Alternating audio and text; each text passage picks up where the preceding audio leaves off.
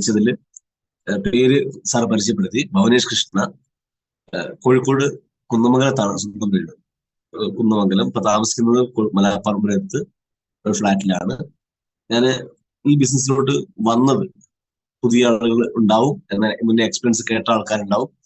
നമുക്കറിയാം, ഈ ഡയറക്ട് സെല്ലിങ്ങില് നമ്മൾ ചെയ്ത് തന്നെ ചെയ്യുകയും പറഞ്ഞ തന്നെ പറയുകയും കേട്ട് തന്നെ കേൾക്കുകയും ചെയ്യുമ്പോഴാണ് എക്സ്പേർട്ട് ആവുന്നത്. ഇതിൽ നല്ല ഏതൊരു കാര്യത്തിലും ഒരു എക്സ്പേർട്ട് ആയിട്ട് ഒരാൾ മാറുന്നത് പറഞ്ഞ തന്നെ പറയല്ലേ, നമ്മൾ ചെയ്ത് തന്നെ ചെയ്യുകയും കേട്ട് തന്നെ കേൾക്കുകയും ചെയ്യുമ്പോൾ തന്നെയാണ്. അപ്പം ഡയറക്ട് സെല്ലിങ്ങിലും അത് തന്നെയാണ്. അതുകൊണ്ട് അതൊരു ബോറായിട്ടോ അല്ലെങ്കിൽ കാര്യം നോക്കേണ്ട കാര്യമില്ല. ഏതായാലും ഞാൻ ഈ ബിസിനസ്സിലേക്ക് കടന്നു വന്നതിന്റെ ഒരു എക്സ്പീരിയൻസ്, പുതിയ ഒരാളെങ്കിലും, നമ്മൾ ഈ 100 ആളുടെ ഇടയിൽ ഒരാളെങ്കിലും ഉണ്ടെങ്കിൽ അവർക്കൊരു ഗുണമാവട്ടെ എന്ന രീതിയിലാണ് ഞാൻ സംസാരിക്കുന്നത്. അപ്പം ഞാൻ ഡയറക്ട് സെല്ലിങ്ങിലേക്ക് വന്നത്, ശരിക്കും ഡയറക്ട് സെല്ലിംഗ് ഇൻഡസ്ട്രിയിലേക്ക് വരുന്നത് എന്റെ വളരെ ചെറിയ പ്രായത്തിലാണ്. ഞാൻ +2 പഠിക്കുന്ന സമയത്താണ് ഒരു സുഹൃത്ത്, ഒരു വ്യക്തി, സുഹൃത്ത്, വീടിനടുത്തുള്ള ഒരു സുഹൃത്ത്, അദ്ദേഹമാണ് ഈ ഓപ്പർച്യൂണിറ്റി ആദ്യമായിട്ട് പറയുന്നത്. ആ സമയത്ത് എനിക്ക് രക്ഷപ്പെട്ടേ പറ്റൂ. അങ്ങനത്തെ ഒരു സിറ്റുവേഷനിലാണ് ഞാൻ ഉള്ളത്. കാരണം 10ാം ക്ലാസ് നല്ല മാർക്കോടുകൂടി പാസ്സായി. പക്ഷെ +2 ഞാൻ കംപ്ലീറ്റ് ചെയ്യാൻ എനിക്ക് പറ്റിയില്ല. ഞാൻ +2 പഠിക്കുമ്പോൾ എന്റെ സിസ്റ്ററിന്റെ കല്യാണമാണ്. അപ്പൊ അതുകൊണ്ട് നിലവിലെ വീട് വിറ്റ് കല്യാണം കഴിച്ചു കൊടുക്കേണ്ട സിറ്റുവേഷൻ വീട്ടിലുണ്ട്. കാരണം ഫാദറിന്റെ സപ്പോർട്ട് ഫാമിലി ഇല്ല, മദറാണ് കാര്യങ്ങളൊക്കെ ചെയ്യുന്നത്. അപ്പൊ അങ്ങനത്തെ ഒരു ഡിസോർഡറായി നിൽക്കുന്ന ഒരു ഫാമിലി ആയതുകൊണ്ട് തന്നെ തീർച്ചയായിട്ടും എനിക്ക് കുറച്ച് സപ്പോർട്ട് അമ്മനോട് ചെയ്യേണ്ടതുള്ളതുകൊണ്ട് തൽക്കാലം പഠനത്തിനോട് താല്പര്യം കാണിക്കാതെ നമ്മൾ ജോലിയിലോട്ട് താല്പര്യം കാണിച്ചു. അങ്ങനെയാണ് ചെറിയ പ്രായത്തിലെ അങ്ങനത്തെ ഒരു സാഹചര്യം ഉള്ളതുകൊണ്ട് അന്ന് നമ്മൾ സാഹചര്യത്തിനെ കുറ്റം പറയും, അയ്യോ അങ്ങനെയായിപ്പോയി ഇങ്ങനെയായിപ്പോയി എന്നൊക്കെ പറയും. പക്ഷെ ആ സാഹചര്യം വന്നതുകൊണ്ടാണ് നമ്മൾ ഈ സാഹചര്യത്തിലേക്ക് മാറിയത് വിജയിച്ച ശേഷം മനസ്സിലാവും. അപ്പോ അന്നത്തെ ആ സാഹചര്യം കൊണ്ട് ഈ ബിസിനസ് നെറ്റ്വർക്കിന്റെ ഇൻഡസ്ട്രിയിലോട്ട് രക്ഷപ്പെട്ടു എന്ന് പറഞ്ഞപ്പോ ഒന്നും നോക്കിയില്ല. ഈ എന്താ പറയാ, നമ്മൾ പറയാറുണ്ട് എടുത്ത് ചാടി എന്ന് പറയാം. അപ്പോ കിടക്കുന്ന ഒരു പൊട്ടക്കിണർ കിടക്കുന്ന അവസ്ഥ, പൊട്ടക്കിണറിൽ കിടക്കുമ്പോ ഒരു വള്ളി തന്നാലും നമ്മൾ ISI മുദ്ര നോക്കൂല, അങ്ങനെ പിടിച്ച് കയറാൻ നോക്കുക ചെയ്യാം അല്ലെ. അപ്പൊ ഞാനൊരു കിണറിലാണ് കിടക്കുന്നത്, എനിക്ക് എങ്ങനെയെങ്കിലും കരയ്ക്ക് കയറണം. അത് പിടിച്ച് കയറണമെങ്കിൽ ഒരാൾ വള്ളി ഇട്ടെന്നപ്പോ അത് പൊട്ടിപ്പോവോ ഉറപ്പുള്ളതാണെന്നും നോക്കിയില്ല, ISI മുദ്ര ഒന്നും നോക്കിയില്ല, അങ്ങ് പിടിച്ച് കയറാൻ നോക്കി. സത്യം പറഞ്ഞാൽ ഒരു വള്ളി തന്നെയായിരുന്നു. കാരണം നെറ്റ്വർക്ക് മാർക്കറ്റിംഗ് നിയമമില്ലാത്തൊരു കാലഘട്ടത്തിൽ ഈ ഇൻഡസ്ട്രിയിൽ വന്ന് ഒരുപാട് സ്വപ്നങ്ങളും കാര്യങ്ങളും കണ്ട് മുന്നോട്ട് പോയ സമയത്ത് 2011 ഗവൺമെന്റ് ഈ ഇൻഡസ്ട്രിയെ പഠിക്കുന്നതിന്റെ ഭാഗമായിട്ട് ബാൻ ചെയ്തു. പഠിക്കുന്നതിന്റെ ഭാഗമായിട്ട് ബാൻ ചെയ്ത സമയത്ത് നമുക്കത് പഠിക്കുകയാണെന്ന് നമുക്ക് അറിയില്ല. നമ്മൾ വിചാരം അത് മൊത്തം പോയി, എല്ലാ നാട്ടുകാർ പറയുമ്പോൾ തന്നെ ഒരു തട്ടിപ്പ് പരിപാടിയാണ്. ഇനി പരിപാടി ഇല്ലാതെ പറഞ്ഞ കോല് മുറിച്ചിട്ട് ആകെ 17, 18, 19 വയസ്സ് 20 വയസ്സിലാണ് സംഭവം നടക്കുന്നത്. അപ്പൊ 19, 20 വയസ്സ് നടക്കുമ്പോൾ തന്നെ കാര്യം മനസ്സിലായി. ആദ്യം എന്ന് പറഞ്ഞ പോലെ ഇനി പരിപാടി ഇല്ലാന്ന് പറഞ്ഞ കോല് കുറിച്ചിട്ട പ്രോജക്റ്റാണ് ശരിക്കും ഡയറക്ട് സെല്ലിംഗ്. ഡയറക്ട് സെല്ലിംഗ് നല്ല അറിയാത്തതുകൊണ്ടാണ്. പക്ഷെ കൺവിൻസ് ചെയ്യാൻ വന്ന ലീഡർ പറഞ്ഞൊരു കാര്യമുണ്ട്. കാരണം നമ്മൾ ബിസിനസ് ആണെങ്കിൽ ഒരുപാട് പരാജയം കൊണ്ട് വിജയം ഉണ്ടാവുള്ളൂ. പക്ഷെ ഒന്നും ടെൻഷൻ അടിക്കണ്ട, ഇറങ്ങിക്കോ എന്ന ലെവലിൽ എന്നെ ഒന്ന് മോട്ടിവേറ്റ് ചെയ്തപ്പോ എനിക്ക് തോന്നി ശരിയാണ്. പക്ഷെ എന്റെ ഏറ്റവും വലിയ ഭാഗ്യം എന്ന് വെച്ചാൽ ഞാൻ +2 പഠിച്ചു കഴിഞ്ഞതിന് ശേഷം എനിക്ക് പഠിക്കാൻ ആഗ്രഹം ഉണ്ടായിട്ടും പഠിക്കാൻ പറ്റാത്ത സിറ്റുവേഷൻ എന്റെ ലൈഫിൽ ഉണ്ടായത് സത്യം പറഞ്ഞാൽ ദൈവം ഈ രൂപത്തിൽ തന്നു. കാരണം ഞാൻ +2 കഴിഞ്ഞ ഡിഗ്രി എവിടെയാന്ന് ചോദിച്ചാൽ ഞാൻ മൈ ലൈഫ് സ്റ്റൈലിൽ മദർ കമ്പനിയില്ല. 3 വർഷം ശരിക്കും കൃത്യം 3 വർഷമാണ് എനിക്ക് നെറ്റ്വർക്ക് മാർക്കറ്റിൽ +2 കഴിഞ്ഞതിന് ശേഷം തുടരാൻ പറ്റി. ആ 3 വർഷം ഞാനിപ്പോ ഓർക്കുന്നു അതെന്റെ ഡിഗ്രി ആയിരുന്നു. കാരണം കസ്റ്റമറോട് സംസാരിക്കാൻ പഠിച്ചു, അല്ലെങ്കിൽ സ്റ്റേജിൽ പെർഫോം ചെയ്യാൻ പഠിച്ചു. അങ്ങനെ നമുക്ക് പേടിയൊക്കെ മാറ്റാൻ പറ്റിയത് 3 വർഷമായിരുന്നു എന്നെ സംബന്ധിച്ചിടത്തോളം. പക്ഷെ എന്നാൽ എനിക്ക് ബിസിനസ് ബിൽഡ് ചെയ്യാൻ ഭയങ്കര ബുദ്ധിമുട്ടായിരുന്നു. കാരണം എന്റെ യങ്ങസ്റ്റ് എന്ന രീതിയിൽ പ്രായം കുറവ് എന്നുള്ള ലെവലിൽ ഇന്നല്ല, അന്നത്തെ ഒരു അവസ്ഥയാണ് ഞാൻ പറഞ്ഞത്. അന്ന് നമ്മൾ മുതിർന്ന ഒരാളോട് സംസാരിക്കണമെങ്കിൽ തന്നെ, കാരണം എന്നെ നന്നായിട്ട് അറിയുന്ന ആള് അനിൽ സാറാണ്. ഞാൻ വളരെ സ്കെൽട്ടായിട്ടുള്ള ഒരു മനുഷ്യനായിരുന്നു. അതുകൊണ്ട് തന്നെ എനിക്കൊരാളെ കൺവിൻസ് ചെയ്യാന്ന് പറഞ്ഞാൽ ബുദ്ധിമുട്ടാണ്. കാര്യം ഞാൻ പറഞ്ഞ ഒരാൾ അംഗീകരിക്കില്ല, ഞാൻ പറഞ്ഞ ഒരാൾ കേൾക്കുപോലും. അപ്പൊ ഇതൊക്കെ മറികടത്തിക്കൊണ്ടാണ് നമ്മൾ വന്നത്. നമ്മൾ പറയുമ്പോൾ ആരും എക്സ്പെക്ട് ചെയ്യുന്ന ആ റേഞ്ചിലായിരുന്നു നമ്മുടെ ലുക്ക് തന്നെ, വളരെ സ്കെൽട്ടായിട്ട് ചെറിയൊരാള്. പക്ഷെ അതിൽ കുറെ നമ്മൾ അനുഭവിച്ചു, പാഠം പഠിച്ചു. അപ്പൊ രക്ഷപ്പെടാനുള്ള പ്രതീക്ഷ കംപ്ലീറ്റ് പോയോടുകൂടി ഇനി പരിപാടിക്കില്ല എന്ന് വെച്ച് മാറ്റി വെച്ചു. പക്ഷെ ഈ ബിസിനസ്സിലേക്ക് വരാനുള്ള പ്രധാനപ്പെട്ട കാരണം 3 കൊല്ലം നെറ്റ്വർക്ക് ചെയ്ത ഒറ്റ കാര്യം ഞാൻ നിങ്ങളോട് ഉറപ്പിച്ച് പറയാണ്. നിങ്ങളൊരു കോഴ്സ് പോലെ 3 or 5 Kollam my life style ചെയ്തിട്ട് ഒന്നും ലൈഫിൽ ഒന്നും ഇറക്കാൻ പോയി തെണ്ടാൻ പോയി അല്ലെങ്കിൽ ഇപ്പൊ സാമ്പത്തികമായിട്ട് പോയി അങ്ങനെ ഒരിക്കലും പറയില്ല. കാരണം ആ ഒരു കൂച്ചാനെ പോലെയാ എങ്ങനെ ഇവിടെ നാണിക്കാനില്ല. കാരണം നമ്മൾ ആ കമ്മ്യൂണിക്കേഷൻ സ്കില്ല് ഡെവലപ്പായി, നമുക്ക് ആളുകളുടെ ബന്ധങ്ങൾ ഉണ്ടായി. സാർ ആരൊക്കെയോ മ്യൂട്ട് ഓണാണ് കേട്ടോ, മ്യൂട്ട് ഓണാണ്. അപ്പൊ കമ്മ്യൂണിക്കേഷൻ സ്കില്ല്, അതുപോലെ തന്നെ ഒരുപാട് ഒരുപാട് ഒരുപാട് ബന്ധങ്ങൾ ഉണ്ടാക്കുക, ഒരുപാട് കണക്ഷൻസും ഒരുപാട് അറിവുകളും നമുക്ക് ഡെവലപ്പ് ആവുന്ന സമയത്ത് സ്വാഭാവികമായിട്ട് ഒരു പൂച്ചയെ പോലെ മാറാൻ പറ്റും. ഒരു തർക്കം എങ്ങനെ വിടാൻ നാലുകാരല്ല. അപ്പം 3 വർഷം ഞാൻ ഈ ബിസിനസ് ചെയ്തതിന് ശേഷം, 3 വർഷം ബിസിനസ് ചെയ്തതിനു ശേഷം ഞാൻ പറഞ്ഞു, ഞാൻ ഡിഗ്രി എടുത്തതുപോലെ എനിക്ക് ഫീൽ ഉണ്ടായത്. കാരണം ഞാൻ പിന്നീട് പോയ പ്രവൃത്തി ജോലികളിലൊക്കെ തന്നെ സ്ഥാനക്കയറ്റം ഞാൻ ഫീൽ ചെയ്തിട്ടുണ്ട്. ഒരു സ്ഥാനക്കയറ്റം, എല്ലാ സ്ഥാനക്കയറ്റം ഫീൽ ചെയ്യുന്നുണ്ട്. അവസാനം ഞാൻ ചെയ്ത ഈ മൈലഫിൽ തന്നെ തൊട്ട് മുമ്പ് ഞാൻ ചെയ്ത ഒരു MBA കാരൻ ചെയ്യുന്ന ഒരു പ്രവൃത്തിയെ ചെയ്തുകൊണ്ടിരുന്നത്. കാരണം ഒരു കമ്പനിയുടെ കേരള ഉത്തരവാദിത്വം എനിക്ക് കൊച്ചിയിൽ വെസ്റ്റ് എന്ന ഇലക്ട്രിക്കൽ സ്വിച്ചസ് കമ്പനിയുടെ കേരള ഉത്തരവാദിത്വം എനിക്കുണ്ടായിരുന്നു. അപ്പൊ ഓരോ ജില്ലയിൽ വർക്ക് സപ്പോർട്ട്, ഓരോ ജില്ലയിലാണ് കമ്പനി വക കാർ, കമ്പനി വക ഫ്ലാറ്റ്, കമ്പനി വക എക്സ്പെൻസ്, യാത്രാ ചെലവുകൾ. പക്ഷെ നമ്മൾ അത്രയും എന്താ പറയാ, അതും കിട്ടിയിരിക്കുന്നത് തൃശ്ശൂർ ജില്ലയിലായിരുന്നു എന്റെ ആദ്യത്തെ ഡ്യൂട്ടി. ആ സമയത്ത് അവിടെ പെർഫോമർ ആയതാണ് കേരള ഉത്തരവാദിത്തത്തിലേക്ക് കിട്ടിയത്. അപ്പൊ അന്ന് ആ കേരള ഉത്തരവാദിത്തം കിട്ടുന്ന സമയത്ത് തന്നെ ശമ്പളം എന്നോട് കമ്പനി ചോദിച്ചു, എത്ര ശമ്പളമാണ് നിങ്ങൾ പ്രതീക്ഷിക്കുന്നത് എന്ന് ചോദിച്ചപ്പോൾ എനിക്കിങ്ങനെ ഒരു ആദ്യമായിട്ടാണ് കേരള ഡിസ്ട്രിബ്യൂഷൻഷിപ്പ് ഒന്നിച്ചു കൊടുത്തു. അപ്പൊ ഞാൻ പറഞ്ഞ അയ്യോ അങ്ങനെയൊക്കെ അറിയില്ല. അപ്പൊ ഞാൻ ധനീഷ് വാദൻ സാറെ വിളിച്ചു, ധനീഷ് സാറേ ഒരു കമ്പനിക്ക് ഓഫർ വന്നിട്ടുണ്ട്, എത്ര ശമ്പളം വേണം നിങ്ങളോട് ചോദിക്കുകയാണ്, എന്താ ചെയ്യേണ്ടത് ചോദിച്ചു. ഈ കാര്യം പറ്റി 80,000 രൂപ ശമ്പളം പറഞ്ഞു. ഞാൻ പറഞ്ഞു 80,000? ആകെ 10,000 15,000 രൂപ ശമ്പളം നിൽക്കുന്ന ഞാൻ 80,000 പറയാറോ? 80,000 പറയുന്നത് തോന്നിയില്ല, ഞാൻ 60,000 പറഞ്ഞു. അപ്പൊ പുള്ളി 60,000 പറഞ്ഞു. 40,000 ശമ്പളവും പ്ലസ് കൂടാതെ കുറച്ച് സ്റ്റാർട്ട് ചെയ്ത് തരാൻ ബാക്കി വെച്ച് പിന്നെ 60,000 വരെ ശമ്പളമായി. എന്തായാലും ഇതിങ്ങനെ കയറി വരുന്നുണ്ട്. അങ്ങനെ അത്യാവശ്യം അവരുടെ വക ഫ്ലാറ്റ് ഉണ്ട്, അവരുടെ വക കാറുണ്ട്, എല്ലാം നല്ല സുഖമായിട്ട് കൊച്ചിയിൽ നിൽക്കുന്ന സമയത്താണ് ധനീഷ് സാർ ഈ പ്രൊജക്റ്റുമായിട്ട് മൈലേജ് സ്റ്റൈൽ. ഞാൻ പറഞ്ഞ ആശാനെ വേണ്ട, ഞാൻ കൊള്ളാവുന്ന ഇപ്പൊ തട്ടിമുട്ടി പോകുന്നുണ്ട് ധാരാളം. അങ്ങനെ മാറ്റിവെച്ച ഒരു പ്രൊജക്ട് 2015 ID കിട്ടി. 2016 ഞാൻ പക്കന്നോ, 2017 ഞാൻ പതിയെ വന്ന് നോക്കാം എന്ന രീതിയിൽ പറഞ്ഞു. പക്ഷെ ഞാൻ പറഞ്ഞു എന്റെ എല്ലാവർക്കും ഓരോ പ്രയാസങ്ങളുണ്ട്. എനിക്ക് വെച്ചാൽ വലിയ ബന്ധങ്ങളൊന്നുമില്ല. കാര്യം ഞാൻ 27 വയസ്സിനുള്ളിൽ 3 സംസ്ഥാനങ്ങളിൽ എന്റെ താമസം. കുറച്ചു കാലം ഞാൻ പഠനത്ത്, കുറച്ചു കാലം ഞാൻ പുൽത്താഴത്ത് എന്റെ സ്വന്തം നാട്ടില്, കുറച്ചു കാലം ഞാൻ കോയമ്പത്തൂരില് 17-18 വയസ്സാ കോയമ്പത്തൂരില്, അത് കഴിഞ്ഞ് കുറച്ചു കാലം ബാംഗ്ലൂരില്, കുറച്ചു കാലം കൊച്ചിയില്. അപ്പൊ ഇങ്ങനെ യാത്രകളായിരുന്നു. അപ്പൊ 26-ാം വയസ്സിൽ ഞാനുള്ളത് എറണാകുളത്താണ്. നോക്കുമ്പോ എനിക്ക് ബന്ധുക്കള്, സുഹൃത്തുക്കള് അങ്ങനെ വലിയ കണക്ഷൻസ് ഒന്നും ആരുമായിട്ടില്ല നാട്ടിലൊന്നും. അപ്പോ സത്യം പറഞ്ഞാൽ ഞാൻ ആകെ 2 വ്യക്തികളെയാണ് വീക്സ് എന്റെ ഇൻകം സൈഡിൽ വീക്ക് സൈഡ്. കാരണം പവർ ഓൾറെഡി കുറച്ച് ചെറിയൊരു പവർ സൈഡ് ആ സമയത്ത് ഉണ്ടായിരുന്നു ഇറങ്ങുമ്പോൾ. കാരണം ഞാൻ 1.5 കൊല്ലമായി മാറി വെച്ചു. ആ 1.5 കൊല്ലം കൊണ്ട് ധനീഷ് സാർ നമ്മളെ വെയിറ്റ് ചെയ്ത് അടുത്ത ലെവലിലേക്ക് പോയി. അപ്പൊ സ്വാഭാവികം എനിക്ക് 1 സൈഡ് ചെറിയൊരു ടീം വന്നു. 2 സൈഡിൽ ഞാൻ ടീം സെറ്റ് ചെയ്യുമ്പോൾ 2 പേരെ ഞാൻ ഈ ബിസിനസ്സിലേക്ക് കൊണ്ടുവരുന്നു. ഒരാൾ നിർത്തിപ്പോയി, 2 നിർത്തിപ്പോയി. പക്ഷെ അവരിലൂടെ ഊതി കത്തിച്ചു. അവരിലൂടെ ആ ഊതി കത്തിച്ച കെയർ ഓഫ് വഴി ഇന്നിപ്പോ ആ ടീമും ഏകദേശം 12 കോടിയോളം ടേൺ ഓവറായ ഒരു ഓർഗനൈസേഷൻ ആയിട്ട് മാറി. അപ്പോ അത് ഊതി കത്തിക്കുന്ന സമയത്ത് ശരിക്ക് ആ എന്താ പറയാ, നമ്മളൊരു സുഹൃത്ത് വരുന്നു, അവരുടെ കെയർ ഓഫ് വഴി ബന്ധങ്ങൾ ഉണ്ടാക്കുന്നു. കാരണം എനിക്കറിയാം എനിക്ക് വലിയ കണക്ഷൻസ് ഒന്നുമില്ല, പക്ഷെ എന്നേക്കാളും ബന്ധങ്ങളുള്ള ആൾക്കാരാണ്. തീർച്ചയായും നിങ്ങൾക്ക് ഈ ബിസിനസ് എന്നേക്കാളും വേഗത്തിൽ കൊണ്ടുപോകാനും പറ്റും. അപ്പൊ ഈ തരത്തില് ഈ ബിസിനസ് നമുക്ക്, പക്ഷെ ഒറ്റ കാര്യങ്ങൾ ചെയ്തിട്ടുള്ളൂ. നമുക്കൊരു മുദ്രാവാക്യമുണ്ട്, ഒന്നെങ്കിൽ ഗ്രോത്ത് നിലനിൽക്കണം, അല്ലെ ഒരു പടി മുകളിലേക്ക്. ഒരു കാരണവശാലും താഴോട്ടേക്ക് പോണ പ്രവണത അതില്ല, അതുണ്ടാവാൻ പാടില്ല ആർക്കാണെങ്കിലും. അപ്പൊ ഈ രീതിയിൽ നമ്മൾ ചില തീരുമാനങ്ങൾ എടുത്ത് വേണം ഈ ബിസിനസ് റിസർച്ച് ചെയ്യാൻ. ഇപ്പൊ എന്നും പറയുന്നത് പോലെ നെറ്റ്വർക്ക് മാർക്കറ്റിംഗ് എന്ന് പറഞ്ഞാൽ ഒരു 5 വർഷത്തെ ഒരു കോഴ്സ് പോലെ നമ്മൾ ഇതിനെ കാണും. ഒരു 5 വർഷത്തെ ഒരു കോഴ്സ് പോലെ.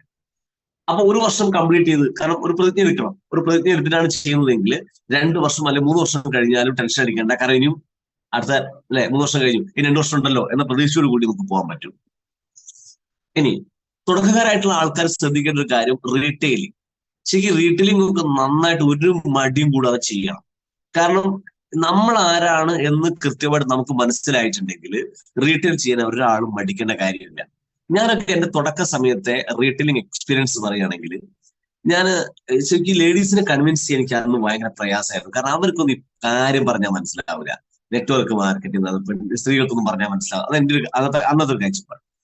അതുകൊണ്ട് ഞാൻ അവരെ കൺവിൻസ് ചെയ്തപ്പോൾ പറയുന്നത് ഞാൻ വീട് വിടാതെ സോപ്പ് ബേസ് വെക്കുന്ന പരിപാടിയാണ് എന്ന് ഞാൻ പറഞ്ഞ് വിറ്റ ഒരു ഓർമ്മ എനിക്കുണ്ട്. എന്ന് പറഞ്ഞാൽ എനിക്കതൊരു മോശം തോന്നാറില്ല. കാരണം ഞാനാണെന്ന് എനിക്കറിയാം, ഞാൻ ഇന്ത്യൻ ഡയറക്ടർ ആണെന്ന് എനിക്കറിയാം. അപ്പൊ അതുകൊണ്ട് നമ്മളവിടെ പ്രയാസം ചെയ്യേണ്ട കാര്യമൊന്നുമില്ല. അപ്പം അങ്ങനെ ആ സാധനം കൊടുത്ത ഒരു ചേച്ചിയിലൂടെയൊക്കെ ശരിക്കും നല്ല ടീം ഡെവലപ്പ് ചെയ്യാനൊക്കെ നമുക്ക് പറ്റും. അവരെ കെയർ ഓഫ് വഴി ടീം വന്നിട്ട് ഡെവലപ്പ് ചെയ്തിട്ടുണ്ട്. അപ്പൊ റീറ്റെയിലിംഗിന് ശരിക്കും അതുപോലെ തന്നെ കുറെ ബ്രോഷറിന്റെ മുകളിൽ നമ്മൾ പേരെഴുതി കൊടുത്ത അനുഭവം ഉണ്ടായിട്ട്. പക്ഷെ കാലഘട്ടം മാറിട്ടോ, അത്തരം ഒരു സിസ്റ്റം ഒന്നും ഇപ്പൊ പക്ഷെ ഈ സമയത്ത് വേണ്ടി വരില്ല. പക്ഷെ അത് ചെയ്തിട്ടുണ്ടെന്ന് പറയുകയാണ്. അപ്പൊ അത് നമ്മൾ ആ ഒരു മടി വിചാരിക്കേണ്ട കാര്യം. കാരണം നമുക്ക് ടീം ഡെവലപ്പ് ചെയ്യാൻ വേണ്ടി റീറ്റെയിൽ ചെയ്യേണ്ടി വരും, റിക്രൂട്ട്മെന്റ് ചെയ്യേണ്ടി വരും, അല്ലെ? അപ്പൊ അല്ലെങ്കിൽ നമുക്ക് ഫ്രീ ആയിട്ട് ഐഡിയ അടിച്ച് ഒരാൾ വെച്ചിട്ടുണ്ടാവും, അയാൾക്ക് കോമൺ പവർ ആക്കിയിട്ടുണ്ടാവും. ആ പവർ ആയ ആളെ നമുക്ക് പവർ ഉണ്ടെന്ന് കാണിച്ചുകൊണ്ട് അവരെ നമ്മൾ ഇറക്കേണ്ടി വരും. അപ്പൊ അത്തരം കാര്യങ്ങളൊക്കെ കൃത്യമായിട്ട് നമ്മൾ ടീം ഡെവലപ്പ് ചെയ്തതിൽ ഒരു മടി കൂടാതെ ആദ്യത്തെ ഒരു വർഷം നമ്മൾ ടീം ഡെവലപ്മെന്റുമായി ബന്ധപ്പെട്ട പല കാര്യങ്ങളും ചെയ്യുന്നു. ഈ ടീം ഡെവലപ്പ് ചെയ്യുമ്പോൾ ശ്രദ്ധിക്കേണ്ട ഒരു കാര്യം വെച്ചാൽ പ്രോഗ്രാം സെന്റർ നന്നായിട്ട് യൂസ് ചെയ്യണം. പ്രോഗ്രാം സെന്റേഴ്സ് നന്നായിട്ട് യൂസ് ചെയ്യണം. കാരണം എല്ലാ പ്രോഗ്രാം സെന്ററും, ചില ആളുകളുണ്ട് ഈ താറാവിനെ കൊണ്ടുപോകും പോലെയാണ് ഈ ടീമിനെ കൊണ്ടുപോകുക. താറാവിനെ കൊണ്ടുപോകുക എങ്ങനെയാ വെച്ച് കഴിഞ്ഞാൽ താറാവ് മുമ്പിൽ നടക്കും, ആള് പുറകിലാണ്, ലീഡർ പുറകിലുണ്ടാവുക. എന്നിട്ട് ആ താറാവ് പോകുന്ന അവിടെ ഇവിടെയും തട്ടി കണ്ട് ഇങ്ങനെ കൊണ്ടുപോയി താറാവിനെ കൊണ്ടുപോകും. പക്ഷെ ശരിക്കും അങ്ങനെ കൊണ്ടുപോകല്ല ഡയറക്ട്ലി വേണ്ടത് ആടിനെ തോട് കിടത്താന്നാ പറയാ. അത് പിടിച്ച് വലിച്ചാൽ വെള്ളത്തിൽ വിട്ടേക്കണം. എന്നിട്ട് അത് ചടിപ്പൊക്കോളും. അവർക്ക് അപ്പുറത്ത് നല്ല പുല്ലുണ്ടെങ്കിൽ ആ തോട് കടത്താനുള്ള പണി എടുത്താൽ മതി. പിടിച്ച് മുമ്പിൽ നടക്കണം. അപ്പൊ നമ്മൾ മുമ്പിൽ ചില ആൾക്കാർ പറയും സാർ ടീമില്ല അതുകൊണ്ട് ഞാൻ വരുന്നില്ല. ഒരു മീറ്റിങ്ങിലാണെങ്കിലും വിളിച്ച് കഴിഞ്ഞാൽ ചിലപ്പം ചില ആൾക്ക് അങ്ങനെ തോന്നുന്ന ആൾക്കാരൊക്കെ ഒരു പക്ഷെ നമ്മളൊക്കെ എങ്കിൽ അപ്പൊ എനിക്ക് ടീമില്ലാത്തതുകൊണ്ട് ഞാനില്ല എന്ന് പറയുന്ന ആൾക്കാരാണ് നമ്മളെങ്കിൽ വളരെ അബദ്ധമാണ്. ടീം എങ്ങനെയാണ് വരുന്നത് വെച്ച് കഴിഞ്ഞാൽ നമ്മൾ മുന്നേ നടക്കുന്ന ടീം കണ്ടാലേ ടീം പുറകെ വരുള്ളൂ. അപ്പൊ നമ്മൾ മുന്നേ നടക്കാൻ നമ്മൾ തയ്യാറാവണം. അപ്പൊ അങ്ങനെ ഇനി പല സാഹചര്യങ്ങളും വരും, പല പ്രസന്റുകളും വരും. ഇപ്പൊ ഞാൻ പറയാം ടച്ചിങ് CTC പോയിക്കൊണ്ടിരിക്കുക. അപ്പൊ CTC റാങ്കിൽ പോയിക്കൊണ്ടിരിക്കുന്നതുകൊണ്ട് പറയാണ്. കാരണം ചില സമയങ്ങളിൽ ടീമിൽ ഡൗൺ സംഭവിച്ചേക്കാം. ചിലപ്പോൾ ഏറ്റവും പ്രധാനമായിട്ടും വർക്ക് ചെയ്യുന്ന ഒരാൾക്ക് മരണം സംഭവിച്ചേക്കാം. ചിലപ്പോൾ പ്രധാനമായിട്ടും പ്രവർത്തിക്കുന്ന ഒരാൾക്ക് എന്തെങ്കിലും അസുഖങ്ങൾ സംഭവിച്ചേക്കാം, അല്ലെ? മരണിക്കേണ്ട അവസ്ഥ വന്നേക്കാം. ഈ സമയത്തൊക്കെ നമ്മുടെ ബിസിനസ് ഒരാളെ ആശ്രയിച്ചുകൊണ്ടാണ് പോണതെങ്കിൽ ബിസിനസ് ഡൗൺ ആവാനുള്ള സാധ്യത വളരെ കൂടുതലാണ്. ആ സമയത്ത് ചിലപ്പോൾ ചില ആൾക്കാർക്ക് ഈ പറഞ്ഞ വളരുന്നതിനനുസരിച്ച് വളർച്ചയ്ക്കനുസരിച്ച് ഒരു ഈഗോ വന്നേക്കാം. പക്ഷെ അത് ഈഗോ അല്ല, നല്ല ഈഗോ വരും. നല്ല ഈഗോ എന്ന് പറഞ്ഞാൽ അവർ സ്വയം വളരുകയാണ്. സ്വയം വളരുന്ന സമയത്ത് തീർച്ചയായിട്ടും അത് ഞാൻ ചെയ്തോളാം, എനിക്ക് ചെയ്യണം എന്ന ലെവലിലോട്ടൊരു, കാരണം അത് ഈഗോ അല്ല, അത് വേണ്ടൊരു കാര്യമാണ്. റിയൽ ലീഡേഴ്സിന്റെ ലക്ഷണമാണ്. അപ്പം ഞാനും തൊട്ടടുത്ത ലീഡറും തമ്മിൽ പിണങ്ങുന്നുണ്ടെങ്കിൽ, അയാളും ഞാനും തമ്മിൽ വാക്ക് തർക്കം ഉണ്ടാകുന്നുണ്ടെങ്കിൽ, അല്ലെങ്കിൽ ആൾക്ക് എന്റെ പരിപാടി ഇഷ്ടപ്പെടുന്നില്ലെങ്കിൽ അതിനർത്ഥം അയാൾ മോശമാണെന്നോ നമ്മൾ മോശമാണെന്നോ അല്ല. ശരിക്കും അതിനർത്ഥം അവര് നമ്മളെക്കാൾ ശക്തരാണെന്നാണ്. അപ്പൊ സ്വാഭാവികമായിട്ടും അങ്ങനെ എങ്ങനെ പ്രയാസങ്ങൾ ഉണ്ടെങ്കിൽ അവർക്ക് ഒറ്റയ്ക്ക് ചെയ്യാനുള്ള സംവിധാനം ചെയ്തു കൊടുക്കുക വേണ്ട. അപ്പൊ അവർ ഓട്ടോമാറ്റിക്കലി അവർ വളരുകയും ചെയ്യും. അപ്പം അങ്ങനെ നമ്മൾ ഇൻഡിപെൻഡന്റ് ആയിട്ട് ആളുകളെ മാറ്റി എടുക്കണം. അപ്പം ആദ്യം നിങ്ങൾ തുടക്കത്തിൽ റീറ്റെയിലിംഗ് ചെയ്തു, അത് കഴിഞ്ഞ് നിങ്ങൾ റിക്രൂട്ട്മെന്റുകൾ സ്റ്റാർട്ട് ചെയ്തു വരുന്ന സമയത്ത് പർച്ചേസിങ് ചിലപ്പോൾ 500, 1000 അല്ലെ 5000, 10,000, 30, എന്തായാലും ഹോം ഷോപ്പിംഗ് ICE 25, 35, 50 പോലത്തെ ഒരുപാട് വലിയ എമൗണ്ട് അല്ലാത്ത വലിയ എമൗണ്ട് പ്രൊമോട്ട് ചെയ്യാറില്ല പൊതുവെ. പക്ഷെ നിങ്ങൾ ലീഡേഴ്സ് പ്രൊമോട്ട് ചെയ്തിട്ടുള്ള ഹോം ഷോപ്പുകൾ നിർബന്ധമായിട്ടും ഇത് സീരിയസ് ആയിട്ട് ചെയ്ത ആൾക്കാരെ എടുത്തിരിക്കണം.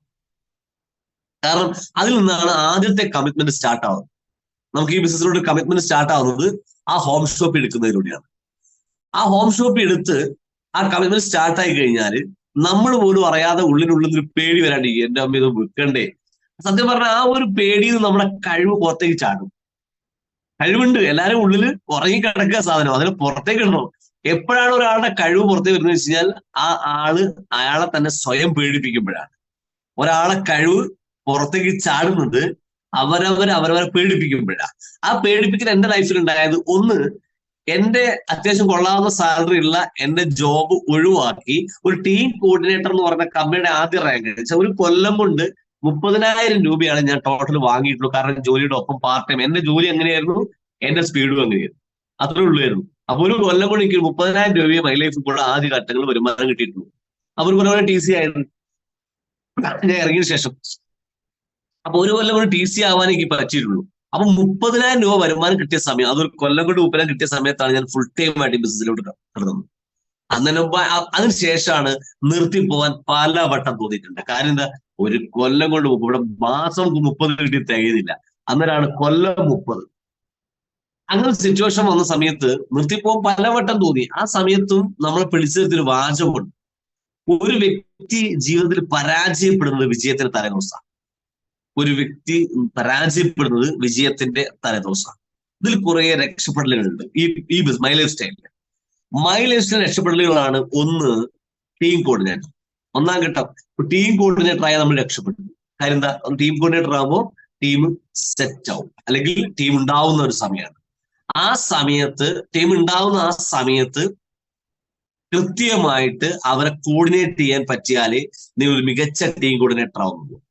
ഇപ്പൊ കോർഡിനേറ്റർക്ക്, ടീം കോർഡിനേറ്റർക്ക് മൂല്യം അവരുടെ എന്ത്, ടീം കോർഡിനേറ്റർ, ആ ടീം കോർഡിനേറ്ററിനെ തന്നെ ഒരു മൂല്യം ഇല്ലാത്ത, വാല്യൂ ഇല്ലാത്ത ഒരവസ്ഥയിലാണ് ഉള്ളതെങ്കിൽ അതിന് പ്രധാനപ്പെട്ട കാരണം അങ്ങനെക്കാളും ചെറിയ റാങ്കുള്ള ആളെ നോക്കുന്നില്ല. ഉദാഹരണത്തിന് ബ്രോൺസ് റാങ്കിലുള്ള ഒരാളെ മുഖത്തേക്ക് നോക്കിയാൽ മനസ്സിലാവും അവരൊക്കെ എത്ര ആഗ്രഹിക്കുന്നു TCI കിട്ടാൻ വേണ്ടിയിട്ട്, എത്ര സിൽവർ ലീഡർമാർ ആഗ്രഹിക്കുന്നുണ്ട് TCI കിട്ടാൻ വേണ്ടിയിട്ട്, എത്ര സ്റ്റാറും റൂബിയും ആഗ്രഹിക്കുന്നുണ്ട് ഒന്ന് TCI കിട്ടാൻ വേണ്ടിയിട്ട്. അപ്പൊ സ്വാഭാവികമായിട്ടും നമുക്ക് നമ്മുടെ വലിപ്പം മനസ്സിലാവും. അപ്പൊ ഞാൻ എന്താ NTC അല്ലെ, പിന്നെ അതുപോലെ സനൂപ് സറിയ എന്താ TC അല്ലെ, അല്ല അൽസറിയൊക്കെ എന്ത് NTC. ശരിക്കും അങ്ങനെ ആണ് ഞങ്ങൾ ചിന്തിക്കുന്നത്, നമ്മളെല്ലാവരും ചിന്തിക്കുന്നതെങ്കിൽ ഇതിന്റെ അർത്ഥം നമ്മൾ നമ്മളെക്കാളും ചെറിയ റാങ്കിലുള്ള ആൾക്കാരെ നോക്കാത്തതുകൊണ്ടാണ്. കാരണം അവരെ നോക്കുന്ന ഒരാളാണ് നമ്മളെങ്കിൽ തീർച്ചയായിട്ടും നമുക്ക് നമ്മുടെ മൂല്യം മനസ്സിലാവും, നമ്മുടെ പവർ നമുക്ക് മനസ്സിലാവും. അപ്പൊ ടീം കോർഡിനേറ്ററിന്റെ വിജയമുണ്ട്. ടീം കോർഡിനേറ്റർ വിജയം, നിങ്ങൾ ടീം കോർഡിനേറ്റർ 90%, 99% ലീഡർമാരെ പരിശോധിച്ചോളൂ. അവർക്ക് ലെഫ്റ്റും റൈറ്റും വിളിച്ചാൽ വരുന്ന ഓരോരുത്തരെങ്കിലും ഇടത്തും വലത്തുണ്ടാവും. എന്നാൽ ബ്രോൺസിനോ സിൽവറിനോ വിളിച്ചാൽ പോലും സാറേ ആരും വരുന്നില്ല, സ്റ്റാറും റൂബിക്കും സാറെ വിളിച്ചാൽ പോലും ആരും വരുന്നില്ല എന്നാ പറഞ്ഞെങ്കിൽ TCക്ക് വിളിച്ചാൽ ആൾ വരുന്നുണ്ട്. പക്ഷെ നിങ്ങൾ ഒരു മികച്ച ടീം കോർഡിനേറ്റർ ആണെങ്കിൽ വേഗത്തിൽ ATC DTC കടന്നു പോകാം. DTC ആയാൽ 2ാം ഘട്ടം വിജയിച്ചു. ആ വിജയം കാണാൻ കഴിയണം. ആ DTC 2ാം വിജയം എന്ന് പറഞ്ഞാൽ TCക്കും ATCക്കും കിട്ടാത്തൊരു വരുമാനമാണ് മന്ത്ലി ലോയൽറ്റി ബോണസ് പോലത്തെ വരുമാനം. അത്തരം വരുമാനം വാങ്ങാൻ അർഹത നേടി ഡിസ്ട്രിക്ട് ടീം കോർഡിനേറ്റർ. അപ്പോ ആ ഡിസ്ട്രിക്ട് ടീം കോർഡിനേറ്റർ എന്ന് പറയുന്നതും അതിനുള്ളൊരു വിജയിച്ചു. അങ്ങനെ ആ ചെറിയ ചെറിയ വിജയങ്ങൾ ആസ്വദിക്കാൻ നമുക്ക് പറ്റണം. അല്ലെങ്കിൽ ഒന്നിന് എന്ത് വിജയം, അതിലൊക്കെ നമ്മളൊന്നും വിജയം കാണാതെയാണ് പോണെങ്കിൽ നിങ്ങൾക്ക് ബിസിനസ് മുന്നോട്ട് കൊണ്ടുപോകാൻ കഴിയില്ല. അത് കഴിഞ്ഞ് DTC റാങ്ക് വെച്ച് മന്ത്ലി ഇൻകം ഒക്കെ വാങ്ങിച്ച് ടീമിനിടയിൽ നമ്മുടെ ലീഡർ എല്ലാ മാസവും ലോയൽറ്റി ബോണസ് ഒക്കെ അടിച്ചു പോകുന്ന ശക്തരായിട്ടുള്ള ലീഡറാണ് എന്ന് അസോസിയേറ്റ് നമ്മളിൽ വിശ്വസിക്കുമ്പോൾ സ്വാഭാവികമായിട്ടും അവരും ശക്തമായിട്ട് വർക്ക് ചെയ്യും. ടീം TC ആകുമ്പോൾ സെറ്റ് ആകുന്നതിന്റെ പ്രധാനപ്പെട്ട കാരണം നിങ്ങൾ ബ്രോൺസിലും സിൽവറിലും സ്റ്റാറിലും റൂബിയിലും കോർഡിനേറ്ററും ആദ്യത്തെ 5 റാങ്കുകൾ വേഗത കുറയാതെ പടപട ഇടിച്ചു കയറാൻ പരമാവധി സ്പീഡിൽ വേഗം റാങ്കുകൾ ചേഞ്ച് ചെയ്യാൻ തയ്യാറാവണം. ചില ആളുകളുണ്ട് ബ്രോൺസിൽ കുറേ കാലം നിൽക്കും, സിൽവറിൽ കുറേ ഇരിക്കും, സ്റ്റാറിൽ കുറേ ഇരിക്കും, റൂബിയിൽ കുറേ ഇരിക്കും. ഓരോ റാങ്കിലും കുറെ ഇരുന്ന് വരുന്ന ആളുകളെ സംബന്ധിച്ചിടത്തോളം അവരുടെ ടീമിന് കോൺഫിഡൻസ് കുറയും. അയ്യോ ഇതിലൊന്നും പോകുന്നൊരു കാര്യമൊന്നുമില്ല, ഇത് അവരുടെ ഉള്ള കോൺഫിഡൻസ് പോവുക ചെയ്യുക. അപ്പൊ അവർ കൂടെ കട്ടയിൽ നിൽക്കണമെങ്കിൽ വേഗത്തിൽ ഒരു കമ്പനി റാങ്കിലേക്ക് വളരെ പെട്ടെന്ന് വരണം. ഈ ഇരുമ്പ് ചൂടുള്ള സമയത്ത് അടിച്ചാലേ പരന്നിട്ടുള്ളൂ. അല്ലാണ്ട് ഇതൊക്കെ ചൂടാക്കിയാണ് പിന്നെ തണിഞ്ഞു കഴിഞ്ഞിട്ട് അടിക്കുകയാണ്, നമ്മൾ എനർജി വേസ്റ്റ് ആവുക എന്നല്ലാണ്ട് ഇതുകൊണ്ട് പരന്ന് കിട്ടൂല. അപ്പൊ അതുകൊണ്ട് ആ ഇരുമ്പിനെ പരത്തണം എന്നുണ്ടെങ്കിൽ തീർച്ചയായിട്ടും ആ ചൂടുള്ള സമയത്ത് അടിക്കണം. ഓരോ അച്ചീവ്മെന്റ് ചൂടാറുന്നതിന് മുമ്പ് അടുത്ത അച്ചീവ്മെന്റ് ആയിരിക്കും. ഓരോ അച്ചീവ്മെന്റ് ചൂടാറുമ്പോഴേക്കും അടുത്ത അച്ചീവ്മെന്റ്. അങ്ങനെ വന്നാൽ വളരെ പെട്ടെന്ന് അത് ഫോക്കസ്ഡ് ആയിരിക്കണം. നമ്മൾ ഫോക്കസ് ചെയ്താൽ മാത്രമേ നമുക്കത് പോസിബിൾ ആവുള്ളൂ. ഇനി തീരെ സമയമില്ലാത്ത ആളുകളാണെങ്കിൽ തീർച്ചയായിട്ടും നിങ്ങൾക്ക് എങ്ങനെ വേണമെങ്കിലും വർക്ക് കൊണ്ടുപോകാൻ പറ്റും. വെറുതെ ഐഡിയ അടിക്കാൻ പറ്റും. നമ്മുടെ ഏറ്റവും വേണ്ടപ്പെട്ട ബന്ധുക്കൾ ചിലപ്പോൾ നിങ്ങളെ ലീഡറെ അനുവദിക്കുമോ എനിക്കറിയില്ല, എങ്കിലും ഞാനൊന്ന് ഉദാഹരണം പറഞ്ഞതേ ഉള്ളൂ. അത് ലീഡേഴ്സ് എന്താണോ പറഞ്ഞത്, അവരുടെ സിസ്റ്റം എന്താണോ അത് ഡ്യൂപ്ലിക്കേറ്റ് ചെയ്യണം. ഞാൻ പറഞ്ഞ എല്ലാ കാര്യങ്ങളും ചെയ്യണമെന്നില്ല. ലീഡേഴ്സിന്റെ രീതികളുടെ ആ രീതിക്ക് അനുസരിച്ച് പോകാൻ പാടുള്ളൂ. ഓരോ ലീഡേഴ്സിനും ഓരോ മാനേജ്മെന്റ് സ്റ്റൈലാണ്. അതുകൊണ്ട് അവരുടെ ഐഡിയക്ക് പോകണം. ചുമ്മാ ഐഡിയ അടിച്ചിട്ട് ചെയ്യാം. ഇനി ഐഡിയ അടിച്ച ആൾക്കാരെ കംപ്ലീറ്റ് വിസിറ്റ് ചെയ്ത് അവർക്ക് ഒരു പ്രൊഡക്റ്റ് കൊടുക്കാൻ തയ്യാറാവുകയും പിന്നെ അവരെ കൊണ്ട് ഐഡിയ ആക്റ്റീവ് ആക്കാൻ ഏർപ്പാടാക്കി, പിന്നെ അവരെ കൊണ്ട് പതിയെ പിന്നെ ഫോളോ അപ്പ് നിരന്തരം പിന്തുടർന്നുകൊണ്ടേ ഇരുന്നാൽ മാത്രമേ നിങ്ങൾ അണ്ടറിലുള്ള മുഴുവൻ ഐഡികളെ വീടുകളിൽ പോയി വിസിറ്റിംഗ് നടത്തി ഈ ബിസിനസിന്റെ സാധ്യതകൾ പറഞ്ഞ് ബോധ്യപ്പെടുത്താൻ നമുക്ക് പറ്റണം. ഒരു തവണ 2 തവണയോ അല്ല, അവരിറങ്ങുന്നത് വരെ. എന്റെ എക്സ്പീരിയൻസ് പറയുകയാണെങ്കിൽ ഞാൻ 1 കൊല്ലം 2 കൊല്ലം കണ്ടിന്യൂസ് ഫോളോ അപ്പ് ചെയ്തിട്ട് ഇറക്കിയെടുത്ത ലീഡേഴ്സ് ഇതിനോടൊപ്പം ഉണ്ട്. എന്നാൽ കഴിഞ്ഞ 5 വർഷമായിട്ട് ഞാൻ വിളിച്ചുകൊണ്ടിരിക്കുന്ന ആൾ കഴിഞ്ഞ 2 മാസം മുമ്പേ എന്നോടൊപ്പം ജോയിൻ ചെയ്തിട്ടുണ്ട്. നമ്മൾ ഏറ്റവും മികച്ച ഫോളോ അപ്പ് ലീഡറായിട്ട് മാറുക. ഒരു ഉദാഹരണത്തിന് നമ്മൾ മറ്റുള്ള ലീഡർമാരോട് മത്സരിക്കുക, അല്ലെ അതൊക്കെ നമ്മൾ ഈഗോ വർദ്ധിപ്പിക്കുകയുള്ളൂ. ഒരു ലീഡറോട് ഒരാൾ നമ്മളെ സ്പീഡിൽ പോകുന്ന ആൾക്കാരെ കണ്ട് നമ്മൾ പ്രയാസം കാണിക്കുക, ഇതൊന്നും ആവശ്യമില്ല. ശരിക്കും നമ്മൾ ഇന്നലെയോട് മത്സരിക്കുക. കഴിഞ്ഞ ആഴ്ചത്തെ എന്റെ സെയിൽസിനോട്, കഴിഞ്ഞ മാസത്തെ സെയിൽസിനോട് മത്സരിക്കുക. അത് എന്റെ പ്ലാനിങ്ങും ഏറ്റവും മികച്ച പ്ലാനിങ്ങും ഫോളോ അപ്പ് ഞാനാണ്. ആ ലെവലിൽ മികച്ച പ്ലാനിങ്ങും മികച്ച ഫോളോ അപ്പിന്റെ ഉടമയായിട്ട് നമ്മൾ അങ്ങ് മാറുക. നമ്മളെ തോൽപ്പിക്കാൻ ഒരു കോമ്പറ്റേറ്ററും വരില്ല. നമുക്ക് നമ്മളതായ സ്പീഡ് കൊണ്ടുപോകാൻ പറ്റും. ഓരോരുത്തർക്കും ഓരോ സ്പീഡാണ്. ഞാൻ പറഞ്ഞില്ല, ബന്ധങ്ങൾക്ക് അടിസ്ഥാനത്തിൽ ഓരോരുത്തർക്കും ഓരോ സ്പീഡാണ്. നമ്മളെ ആറ്റിറ്റ്യൂഡാണ് നമ്മളെ വേഗത കൂട്ടുന്നത്. അതുകൊണ്ട് അങ്ങനെ ആ ഒരു ആറ്റിറ്റ്യൂഡ് ത്രൂ പരമാവധി ആരോടും ഒരു പ്രയാസം കാണിക്കാതെ എല്ലാവരും നമ്മൾ എന്റെ ടീമാണെന്നൊരു കാഴ്ചപ്പാട്, എന്റെ അപ്ലൈനാണ്, എല്ലാ അസോസിയേഷനുള്ള ഒരു ഒറ്റ എന്താ പറയുക ചിന്താഗതിയോട് കൂടി നമ്മൾ മുന്നോട്ട് പോകണം. അങ്ങനത്തെ ഈഗോ പ്രയാസങ്ങളൊന്നും കാണിക്കരുത്. അപ്പോ ഓരോ റാങ്കുകൾ കയറി പോകുന്ന സമയത്ത് ഓരോ ഉത്തരവാദിത്തങ്ങളുണ്ട്. ഓരോ റാങ്കുകൾ കയറി പോകുമ്പോൾ അതിലൊക്കെ വിജയങ്ങളുണ്ട്. അതൊക്കെ കാണാനുള്ള കണ്ണ് നമുക്ക് ഉണ്ടാവണം. ഒരു STC റാങ്കിൽ എത്തിക്കഴിഞ്ഞാൽ മൈ ലൈഫ് സ്റ്റൈലിലെ STC റാങ്ക് ലീഡർ എന്ന് പറഞ്ഞു കഴിഞ്ഞാൽ നല്ലൊരു റാങ്കാണ് അല്ലെ. ആ STC റാങ്കിൽ തീർച്ചയായും നമുക്ക് ഒരു കാർ അച്ചീവ് ചെയ്യാൻ പറ്റും. അപ്പോൾ അച്ചീവ്മെന്റുകളൊക്കെ റൈറ്റ് ടൈം ആയിരിക്കണം. അല്ലാതെ നിങ്ങൾക്ക് അച്ചീവ്മെന്റ് ഉണ്ടാക്കുന്ന പ്രായത്തിൽ വേറെ ഒന്നും ചെയ്തൊന്നും ചെയ്യാണ്ടിരുന്നത് ഇങ്ങനെയൊന്നും ചെയ്താൽ ഒരു പക്ഷേ നിങ്ങൾക്ക് ആ വേഗത കുറയാനുള്ള സാധ്യത കൂടുതലാണ്. അപ്പം നിങ്ങൾ സാഹചര്യം അനുസരിച്ച്, അത് ലീഡേഴ്സ് പറയും എല്ലാവർക്കും ഒരേ സാഹചര്യങ്ങളല്ല. അപ്പൊ STC റാങ്കിൽ കാർ എടുക്കാൻ ഉള്ളവരുണ്ടാവും, എടുക്കാൻ പറ്റാത്തവരുണ്ടാവും. അപ്പൊ അവരുടെ സാമ്പത്തിക സെൻസ് നിങ്ങളുടെ അപ്ലൈ ലീഡേഴ്സ് പറയും പോലെ ചെയ്യുക കൃത്യമായിട്ട്. ഇപ്പൊ എന്റെ ടീമിൽ തന്നെ SSC കാർ എടുക്കാൻ പറ്റിയവരുണ്ടായിരുന്നു, എടുക്കാൻ പറ്റാത്തവർ ഇപ്പൊ എടുക്കേണ്ട അടുത്ത റാങ്കിൽ എടുത്താൽ മതി. അങ്ങനെയൊക്കെ സാഹചര്യത്തിനനുസരിച്ച് ലീഡേഴ്സ് പറഞ്ഞുതരും. കാരണം പണ്ട് നമ്മൾ നെറ്റ്വർക്ക് ചെയ്യുമ്പോൾ കുറെ ആളെ കാണിക്കാൻ വേണ്ടി കുറെ കാർ എടുക്കുക, ഇല്ലാത്തത് കാണിക്കുക, അങ്ങനത്തെ ഏർപ്പാടൊന്നും ഇപ്പൊ മൈ ലൈഫിന് ഇല്ല. കാരണം മൈ ലൈഫ് ലീഡർമാരൊക്കെ അനുഭവിച്ച ആൾക്കാരാണ്. വെറുതെ പുകഴ്ത്തി വെറുതെ തള്ളി മറക്കുക, ഇല്ലാത്തുണ്ട് എന്ന് പറയുക, അതൊന്നും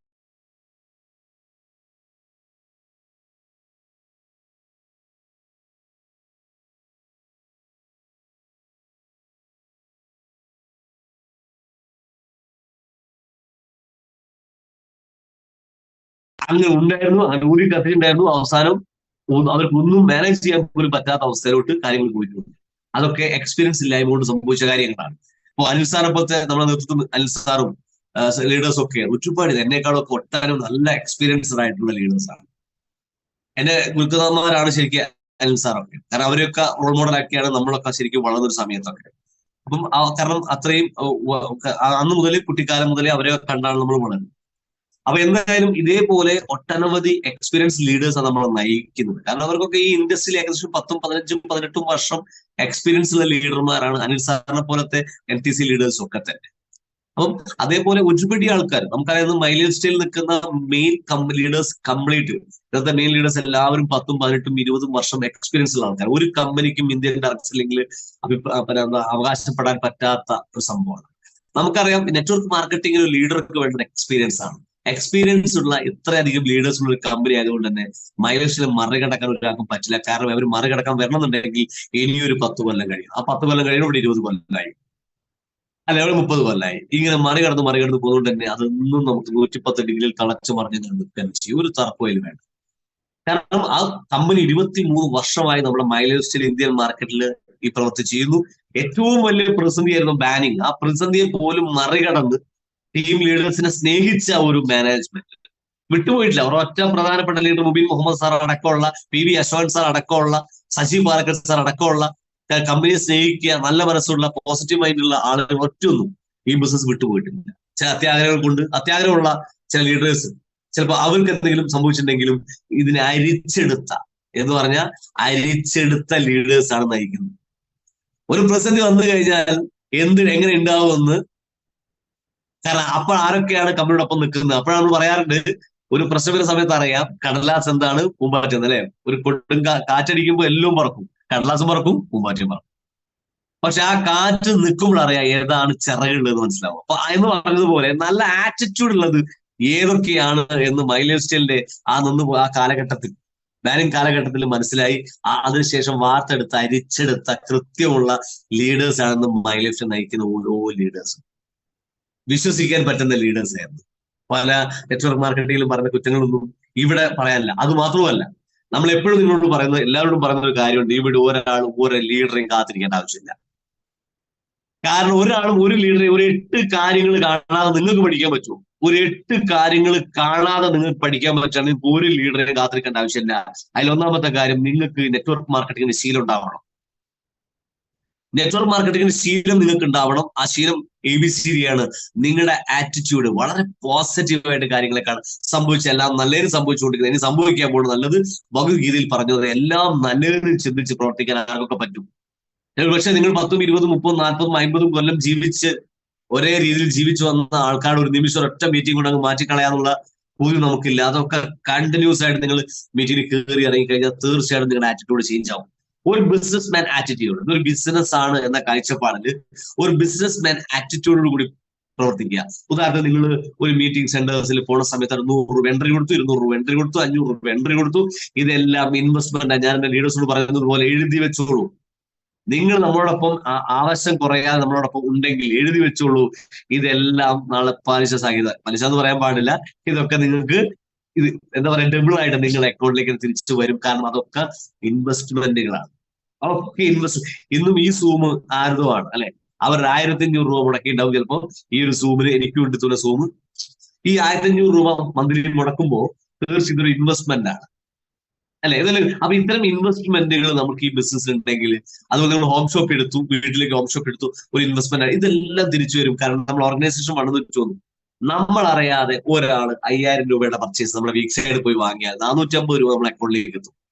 അങ്ങനെ ഉള്ള കുറെ ആളുകൾ ടീമിൽ വരുമ്പോൾ അനിൽ സാറൊക്കെ വാങ്ങുന്നത് പോലെ വലിയ വരുമാനങ്ങൾ തീർച്ചയായിട്ടും നമ്മുടെ അക്കൗണ്ടിൽ വരുന്നത്. കാരണം അതൊക്കെ ഒരു സമയത്ത് അദ്ദേഹം ഇൻവെസ്റ്റ്മെന്റിന്റെ ഗുണമാണ് ഇന്ന് അദ്ദേഹം നേടിക്കൊടുത്തിരിക്കുന്നത്.